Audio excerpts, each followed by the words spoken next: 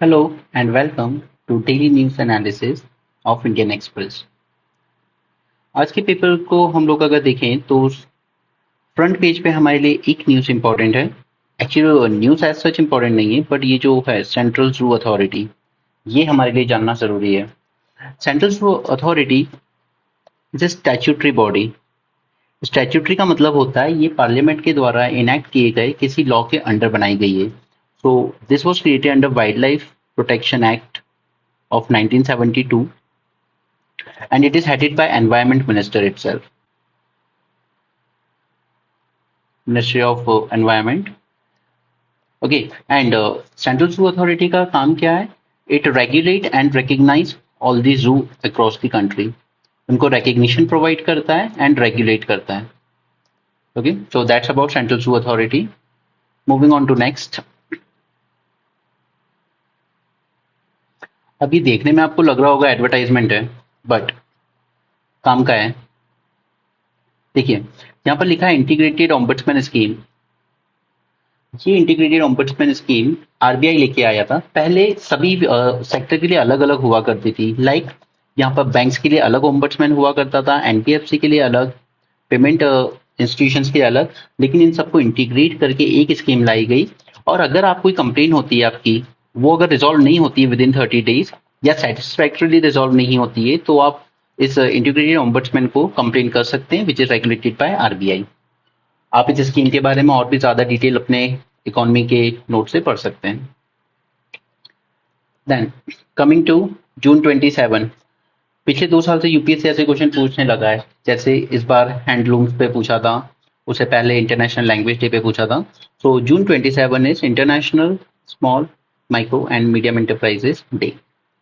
ठीक है, फिर अब अगर आपको एमएसएमई सेक्टर को लेकर क्वेश्चन आता है मेंस में, तो आपके लिए यहाँ पर कुछ इंपॉर्टेंट डेटा है जो आप याद रख सकते हैं कि मैन्युफैक्चरिंग में एमएसएमई का 45% कंट्रीब्यूशन है और इंडिया के टोटल एक्सपोर्ट्स में अराउंड 40% एक्सपोर्ट एमएसएमई से होता है and it contribute to around 28% of our GDP. Then after agriculture MSME is second highest source of employment in the country. ये प्रिलिम्स में इस तरह के स्टेटमेंट्स आपको दिए जाते हैं, तो आप ध्यान रखें। एंड उसमें भी around 12 crore jobs both in rural and urban areas, around 12 crore jobs provide करता है हमारा एमएसएमई सेक्टर। सो एमएसएमई सेक्टर का ग्रो करना बहुत ज्यादा जरूरी है हमारी इकोनॉमी के लिए। सिर्फ बड़ी कंपनीज पे ध्यान देने से बात नहीं बनेगी। ओके, नेक्स्ट आप इस रिपोर्ट को कोट कर सकते हैं अपने मेंस के आंसर में। Report by United Nations stated that in emerging market most formal jobs are created by small and micro enterprises which generate 7 out of 10 jobs. Okay, जब आप कोई रिपोर्ट को कोट करते हैं अपने एग्जाम्स में, तो वो आपके आंसर को ज्यादा इंपैक्टफुल बनाती है।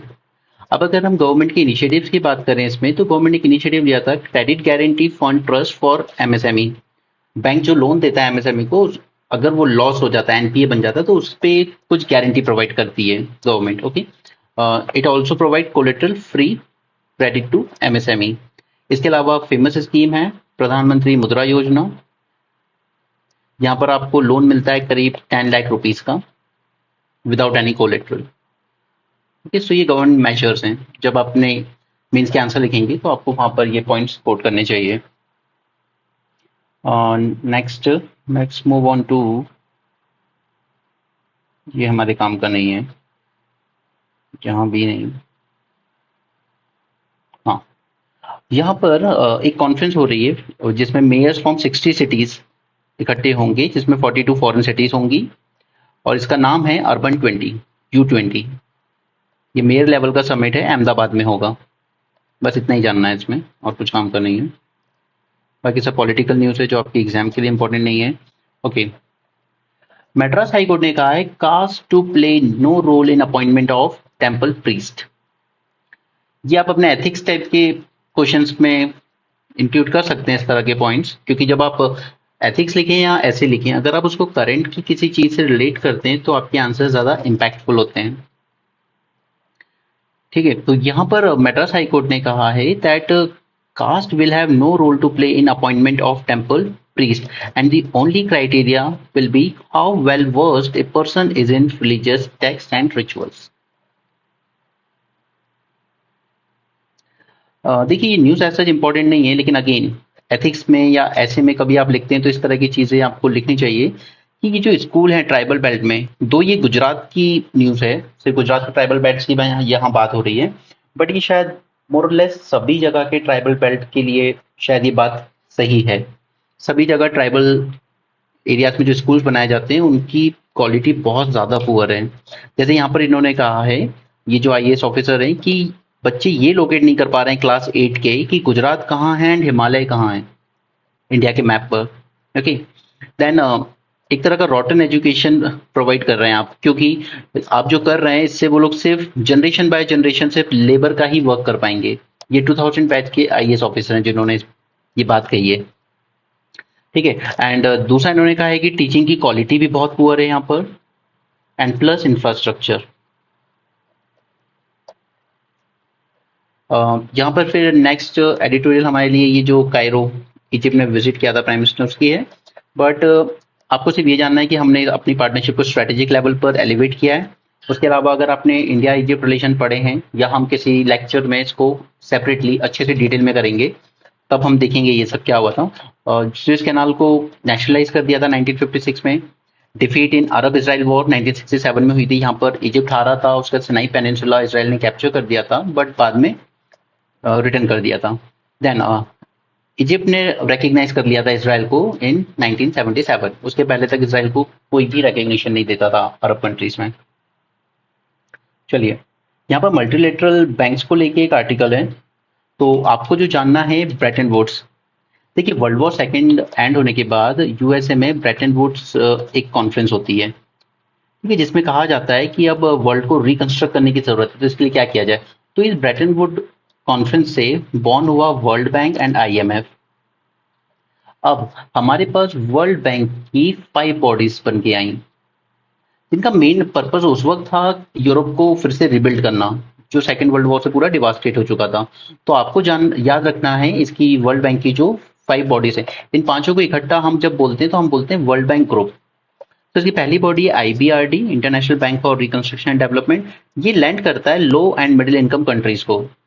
देन है इंटरनेशनल डेवलपमेंट एसोसिएशन, ये लैंड करता है सिर्फ लो इनकम कंट्रीज को। Then international finance corporation, it lend to private sector. Next is MIGA, multilateral investment guarantee agency, ये एनकरेज करता है प्राइवेट इन्वेस्टमेंट को कंट्रीज में, प्राइवेट कंपनीज को एनकरेज करता है कि आप इन्वेस्ट कीजिए फॉरेन कंट्रीज में। And last is international centre for settlement of investment dispute. अब जानना आपको ये है कि इन 5 बॉडी में से ये जो लास्ट बॉडी है आईसीएसआईडी, इंडिया इसका मेंबर नहीं है, बाकी 4 का इंडिया मेंबर है, इसको इन्होंने ज्वाइन नहीं किया इंडिया ने, क्योंकि इंडिया कहता है कि ये जो भी सेटलमेंट करने होंगे हमें इन्वेस्टमेंट के लेके डिस्प्यूट को, वो हम अपने इंडियन लॉज के अकॉर्डिंग करेंगे। ठीक है, तो पांचों बॉडी आप याद रखें यहाँ से, आईबीआरडी, आईडीए, आईएफसी। देखिए, ये डेवलपमेंट असिस्टेंस दे रहे हैं, तो आप मान सकते हैं कि लो इनकम कंट्रीज दिया जाएगा। यहाँ पे फाइनेंशियल कॉर्पोरेशन है, इसका काम है प्राइवेट कंपनीज को एनकरेज करना। ओके, इसके अलावा मीगा, ये इन्वेस्टमेंट को गारंटी करता है कि आपका इन्वेस्टमेंट जैसे होता है ना, फॉरेन कंट्री में इन्वेस्ट किया किसी कंट्री ने, तो वहां की गवर्नमेंट ने सपोज कल को उस सेक्टर को या उस पर्टिकुलर कंपनी को नेशनलाइज कर दिया, तो ऐसे में उनका जो इन्वेस्टमेंट होता है ना वो लॉस में चला जाता है, तो उसको प्रोटेक्ट करने के लिए मीगा बनाया गया। यहाँ पर पीएम मोदी की इजिप्ट विजिट को लेकर है। यहाँ पे आपको जानना है कि हमने डिसाइड किया है that India will invite Egypt along with UAE and Oman as India special guest to G20 summit. ये आपके प्रीलिम्स में स्टेटमेंट्स तरह के दिए जाएंगे और फिर आपको लगेगा कि ये बहुत अंदर की बातें, इतना माइन्यूटली कौन पढ़ता है, तो आप याद रखिए इजिप्ट के साथ साथ हमने यूएई एंड ओमान को भी एज ए स्पेशल गेस्ट बुलाया है अपनी G20 समिट में। अगर हम अरब वर्ल्ड की बात करें तो इजिप्ट के पास सबसे ज्यादा पॉपुलेशन है, that is 11 crore, largest population country in the world. ठीक है, उसके अलावा कुछ एक्साइटिंग अपॉर्चुनिटी हमारे लिए डेवलप होती हैं या सभी के लिए होती हैं, क्योंकि स्विस कैनाल इकोनॉमिक जोन बना रहे हैं ये लोग Egypt, with easy access to market in Europe, Africa and Gulf. Next is, यहाँ पे एक इंपॉर्टेंट चीज आती है, वो मैं आपको बता देता हूँ। ये फतिमिद कैलिफेट हुआ करता था 10th सेंचुरी में, तो हमारे इंडिया में जो दाऊदी बोहरा कम्युनिटी है वो इससे अपना हेरिटेज ट्रेस करती है। That's it about that article. Next come to regulatory body tells OTT platform to take down content. देखिए, अब हमारे यहाँ पर इंफॉर्मेशन टेक्नोलॉजी रूल्स हैं 2021 के, इसी के अंडर में एक गाइडलाइंस जारी की गई थी, that is intermediate guideline and digital media ethics rule 2021। इसने कहा था कि ओटीटी के लिए एक सेल्फ रेगुलेटरी बॉडी बनाइए जो खुद से डिसाइड कर ले कि कौन सा कंटेंट गलत है, इसको टेक डाउन कीजिए, या कौन सा ऑप्शन है वल्गर है, इस तरह का। ओके, सो इसी के अंडर में एक बॉडी है digital publisher content grievance council. ये एक सेल्फ रेगुलेटरी बॉडी है जो ओटीटी प्लेटफॉर्म वालों ने ही बनाई है। तो इसने अभी डायरेक्शन दिए उल्लू को कि आपका कुछ कंटेंट वल्गर है, सेक्सुअल है, आप उसको टेक डाउन कीजिए। ठीक है, तो आप अगर आपको पढ़ना है तो आप अपने लास्ट ईयर की मंथली मैगजीन किसी इंस्टीट्यूट की या विजन से आप ये पढ़ सकते हैं, intermediate guideline and digital media ethics, इसको डिटेल में पढ़ लीजिए, या कभी किसी लेक्चर में डिटेल में डिस्कस करेंगे। यस, देखिए लैंडस्लाइड अपने आप में एक टॉपिक है, इसे आप प्रिपेयर कीजिए, अगर ये आएगा मेंस में तो पूरा आएगा।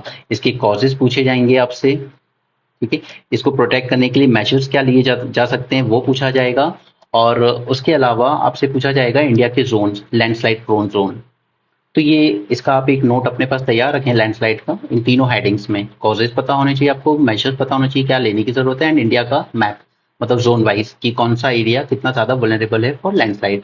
दैन इसके अलावा नेशनल डिजास्टर मैनेजमेंट अथॉरिटी, ये आपकी लक्ष्मीकांत ने पूरा चैप्टर दिया हुआ है इस पे, इसको इसके साथ ही पढ़ लीजिए। जब आप करंट को स्टैटिक से लिंक करके पढ़ेंगे तो आपका सिलेबस पूरी तरह कंप्लीट भी होगा एंड पूरा 360 डिग्री कवरेज भी होगा। तो आप इसको साथ साथ ही पढ़िए। आगे बढ़ते हैं। देखिए ये आर्टिकल आप खुद से पढ़ लेना, अगर आप एमपी से हैं तो जरूर पढ़ लेना। हाँ, मुझे आपको ये बताना है डुओपोली। डुओपोली मतलब ये होता है कि सिर्फ दो ही कंपनीज का डोमिनेंस हो एक सेक्टर में। ओके, तो यहाँ पर Indigo and Tata owned, Tata की 3 एयरलाइंस हैं जिनको उसने एक बनाया। ये दो, सिर्फ Tata and Indigo 88% of domestic aviation market control कर रही है इस वक्त इंडिया का। ओके, तो आप देखेंगे कि जब ज्यादा कंपटीशन होता है तो कंपटीशन ज्यादा होता है तो बेटर सर्विसेज प्रोवाइड की जाती हैं बेहतर बनने के लिए। कंज्यूमर के लिए टिकट के प्राइसेस कम होते हैं जब कंपटीशन होता है, लेकिन अगर डुओपोली बनती जाएगी तो सबसे ज्यादा हार्म होता है कंज्यूमर को। जैसे आप सपोज कीजिए कि अगर एक मार्केट में सिर्फ 2 ही टीचर हैं तो फिर उन दोनों को इतना ज्यादा मोटिवेशन नहीं होता है खुद को इम्प्रूव करने का, बिकॉज बच्चा कहाँ जाएगा, उन दोनों में से किसी एक के पास ही आएगा, राइट। तो वैसे ही कुछ इस वक्त हमारे एविएशन मार्केट में हो रहा है। Directorate general of civil aviation DGCA ये रेगुलेट करता है एविएशन मार्केट को। टॉपली का मतलब हमने जान लिया है। कंज्यूमर के कंसर्न की बात करें हम तो higher competition usually result in lower prices, higher efficiency, better products and services and market expansion. इसके अलावा गवर्नमेंट को क्या मेजर लेने चाहिए ऐसे में, क्योंकि ये चीज सही नहीं है। सेम मोबाइल सेक्टर में भी हो रहा है, राइट। जैसे आइडिया, एयरटेल एंड जियो, ये 3 का डोमिनेंस चल रहा है, तो वो रेट बढ़ते जाते हैं, कंज्यूमर को अच्छी क्वालिटी सर्विस भी नहीं मिल रही है और प्राइसेस भी बढ़ते जा रहे हैं उसके लिए। तो गवर्नमेंट इसके लिए क्या कर सकती है, lower the entry barrier for new carriers, attract more investment in existing carriers, incentivise sectoral growth and make fares more transparent will be the key. ये 4 मेजर हैं जो गवर्नमेंट को लेने की जरूरत है। नेक्स्ट हम आते हैं स्पेशल असिस्टेंस स्कीम। अब देखिए आई होप कि आप लोगों को पता होगा अब तक कि कैपिटल इन्वेस्टमेंट क्या होती है। कैपिटल इन्वेस्टमेंट मतलब कुछ ऐसे इंफ्रास्ट्रक्चर प्रोजेक्ट या कुछ किसी ऐसे सेक्टर में इन्वेस्ट करना जो आपको लॉन्ग टर्म रिटर्न देगा। लाइक एक एक्सप्रेस वे बनाया जाता है, वो एक कैपिटल इन्वेस्टमेंट एक तरह का। तो सेंटर पे डिपार्टमेंट ऑफ एक्सपेंडिचर जो फाइनेंस मिनिस्ट्री के अंडर में आता है। देखिए मैं आपको पहले बता देता हूँ कि फाइनेंस मिनिस्ट्री के अंडर में 6 डिपार्टमेंट है। पहला department of economic affairs, department of expenditure, department of revenue, department of financial services, then there is DIPAM, and then ये छठा वाला जो है ये अभी बनाया गया है 2021 में, 2021 में, डिपार्टमेंट ऑफ पब्लिक एंटरप्राइजेस। ये डिपार्टमेंट पहले मिनिस्ट्री ऑफ हैवी इंडस्ट्रीज के अंडर में आता था, फिर इसको 2021 में फाइनेंस मिनिस्ट्री के अंडर में दे दिया गया। तो ये 6 डिपार्टमेंट्स हैं फाइनेंस मिनिस्ट्री के। तो इन्होंने क्या किया है, एक तरह की एक स्कीम है जो बजट 2023 के बजट में लाई गई थी, special assistance to state for capital investment.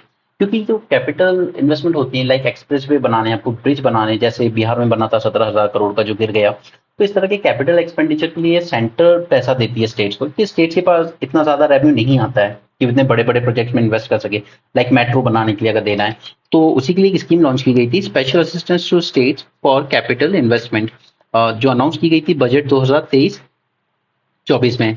ये कैपिटल एक्सपेंडिचर को पुश करेगी। इसके अलावा देखिए, एक होता है कि जब मार्केट में मंदी होती है तो प्राइवेट सेक्टर उतना ज्यादा इन्वेस्ट नहीं करता है, कि उसको डर होता है हमेशा कि यहाँ से रिटर्न आएगा या नहीं, एनपीए बन जाएगा, लॉस हो जाएगा। लेकिन अगर आप इमेजिन कीजिए एक फील्ड है जहां पर गवर्नमेंट पहले इन्वेस्ट करती है, वहां पे थोड़ा सा इंफ्रास्ट्रक्चर बिल्ड होता है, तो प्राइवेट सेक्टर भी आता है कि कल को यहाँ पर प्रॉफिट होगा तो हम भी उसमें पार्ट बने। तो होता यह है कि जब मार्केट में मंदी होती है तो गवर्नमेंट का काम है कि पहले आप एक एक्सप्रेसवे बनाइए वहां पे, फिर प्राइवेट वाले आएंगे कि चलिए हम यहाँ पे थोड़ा रियल एस्टेट के लिए बनाते हैं, ठीक है, वहां पे बिजनेस आएंगे, फिर लोग रहने आएंगे, इस तरीके से। तो कैपिटल एक्सपेंडिचर जब भी गवर्नमेंट करती है to give the initial push, फिर प्राइवेट सेक्टर अट्रैक्ट होता है उस जगह पे आके इन्वेस्ट होने के लिए। जैसे जब टाटा नैनो का प्लांट गुजरात में लगा था तो सरकार ने करीब 1000 एकड़ जमीन दी उनको, एक बेसिक इंफ्रास्ट्रक्चर बना के दिया, water supply, electricity supply, roads. उसके बाद फिर टाटा नैनो वहां आया, फिर एक प्राइवेट कंपनी आई, उसके साथ साथ और एक्सिलरी इंडस्ट्रीज डेवलप हुई, छोटी छोटी शॉप्स डेवलप हुई, फिर रियल एस्टेट डेवलप हुआ, और इस तरीके से पूरा एरिया डेवलप होता है। तो इनिशियल पुश देने के लिए गवर्नमेंट कैपिटल एक्सपेंडिचर करती है, फिर प्राइवेट सेक्टर अपनी इन्वेस्टमेंट के साथ आता है। इसको हम लोग कहते हैं क्राउडिंग इन। ओके, देन नेक्स्ट यहाँ पर एक टर्म है वर्किंग कैपिटल। देखिए, दो टर्म्स होते हैं, एक होती है फाइनेंशियल कैपिटल और दूसरी होती है हमारी वर्किंग कैपिटल। अब आप इमेजिन कीजिए एक रियल एस्टेट प्रोजेक्ट को, तो उसको उस जगह पे जमीन खरीदने के लिए या उस पर बिल्डिंग बनाने के लिए जो लोन लेना पड़ेगा, ठीक है, ये इनिशियल इन्वेस्टमेंट जो इसका होता है ये कहलाता है फाइनेंशियल कैपिटल। वर्किंग कैपिटल उसके बाद जैसे जब उसने बिल्डिंग बना रहा है तो उसमें जो रॉ मटेरियल्स मंगवा रहा है वो, या डे टू डे मेंटेनेंस, ये उसका कहलाता है working capital. Okay, so financial capital and working. अब लोग जो फ्लैट लेने के लिए इनिशियल एडवांस देंगे, लाइक प्री बुकिंग होता है ना, तो प्री बुकिंग जो होती है वो कहलाती है एक तरह की वर्किंग कैपिटल, कि ये जो पैसा आया इसी से ये फ्लैट बन जाएंगे और खड़े हो जाएंगे बन के, बाद में सेल कर दिए जाएंगे, ठीक है। तो ये working capital and financial capital initial capital होती है। जैसे कि इंडस्ट्री में मशीनरी लगाना, इट इज फाइनेंशियल कैपिटल, ठीक है। लेकिन उसके बाद मशीनरी लगने के बाद जब डे टू डे कपड़े का प्रोडक्शन होगा तो उसके लिए जो रॉ मटेरियल लाया जाएगा, कॉटन, क्लोथ और ये सब, वो आपका कहलाता है वर्किंग कैपिटल, ठीक है। तो इसमें सिर्फ डिफरेंस जान लीजिए। इसके बाद हम आते हैं अपनी इंटरनेशनल अफेयर की न्यूज में। तो अब हमें जो यूपीएससी का प्रेजेंट पैटर्न दिखाता है वो है कि सूडान में एक जगह है नाम खार्तूम, जैसे कैपिटल है उसकी तो आपको पता ही होना चाहिए। इसके अलावा खार्तूम, बहरी, पमडूरम, ठीक है। उसके बाद म्यांमार में भी एक जगह न्यूज में है जिसका नाम है कया स्टेट, ठीक है। मैंने आज सुबह भी आपको वीडियो में दिखाया था 2023 के पेपर में इस तरह के क्वेश्चन पूछे जा रहे हैं, सो प्लीज इनके लिए तैयार रहिए।